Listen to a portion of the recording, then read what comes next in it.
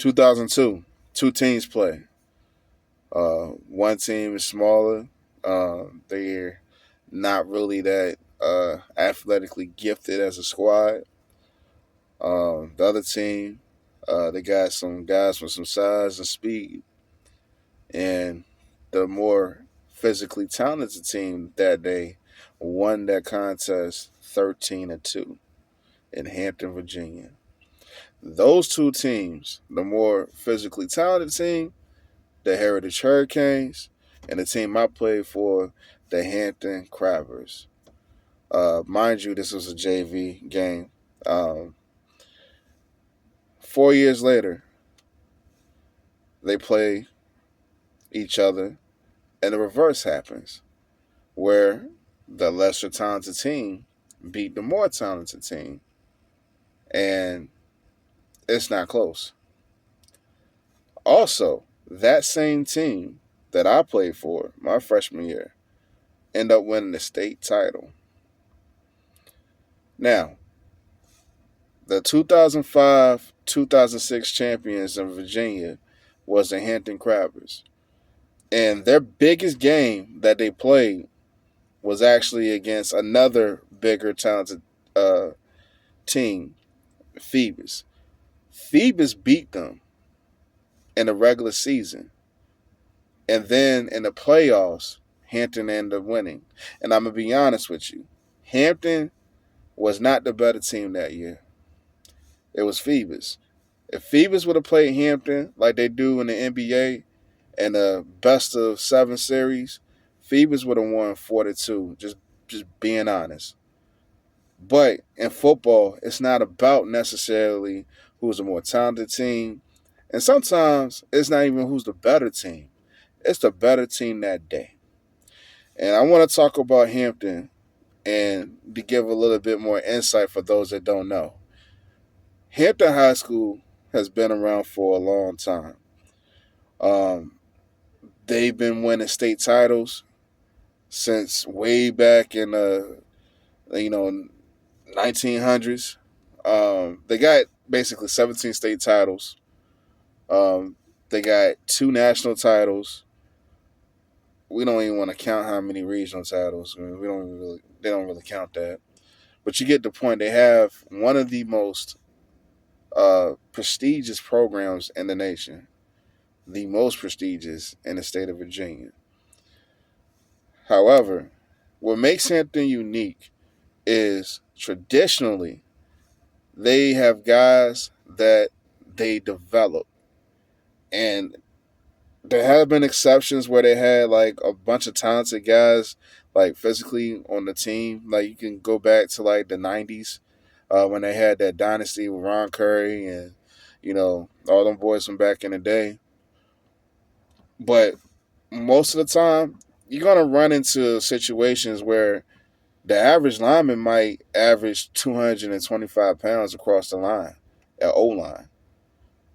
I've seen it where there was a guy that was 180 pounds soaking wet playing tackle that would knock your block off. And what makes them special is those guys historically are taught extremely well in mechanics. And traditionally, they don't have a very complex playbook. They basically, honestly, under Coach Smith, um, the greatest coach of all time in Virginia State history, by the way, um, they run the same 10 to 15 plays. And you know what they're going to do. You know how they're going to do it. Can you stop them from doing it? And there was a lot more times when you could not stop them. Now, throughout Coach Smith's uh, legacy, like I said, he won many championships, many accolades.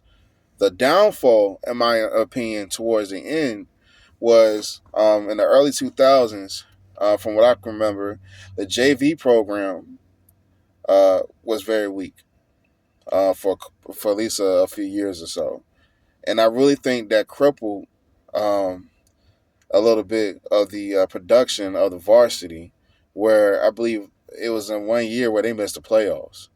And it was a couple seasons where it was like 6 wins. I mean, I'm sorry, 7 wins, which is unusual. Hampton traditionally at least 9 games a year winning every year, just about. Um, but when you have a program with your JV and your JV is getting blown out by everybody else because part of the reason you take like your best guys on the ninth and 10th grade and put up on varsity where they're not getting any burn some of the time. It can really like slow things down, and then the coaching wasn't best um, during that time period. This is what I've seen with my own eyes, um, but they still, they made a change around that time, and it got a little bit better. And that freshman class that I mentioned at the beginning of the video end up winning the state title because they had a strong foundation in the beginning of the year. The other team that I talked about, I also went to Heritage, uh, in my high school career.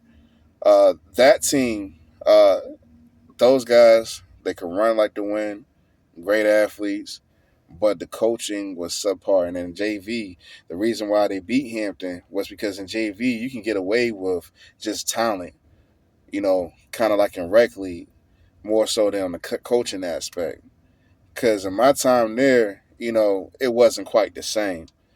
And this is not a a judgment against Coach Quillen because Quillen knew the game. He was a good coach, but I'm gonna get into that in another video. But when I transferred to Hampton, I remember Coach Quillen coming to me and he asked me, like basically my thoughts about what to look out for when we play Hampton. And I told Coach Quillen, I said, with all due respect, Coach, just the blocking scheme, we're gonna have to adjust that. Uh, because especially on the run plays, because the type of defense that Hampton runs traditionally was the wide tackle six. And when you're facing off of those guys and they in that 4 point stance and a yard off the ball, when you're running the football, it's a little bit more difficult than a traditional defense because of the fact that all it takes, and I told Coach this, I said, Coach, they're going to read our first step. And they're going to know every single time where the ball is going because if that lineman don't get them, the linebacker blazing off their hip going to get them. And that's exactly what happened. It's a very simple concept once you learn. Um, and that's what happened. I remember playing, in a JV game. Again, this is a year after, where I'm blocking guys that I know, what I'm saying, like, I should be able to, like, dominate. But no matter what I did and what the guys beside me did, they read off the first step. And we didn't have the easiest time um, blocking them because of just that system and how that was set up. And we end up losing that game.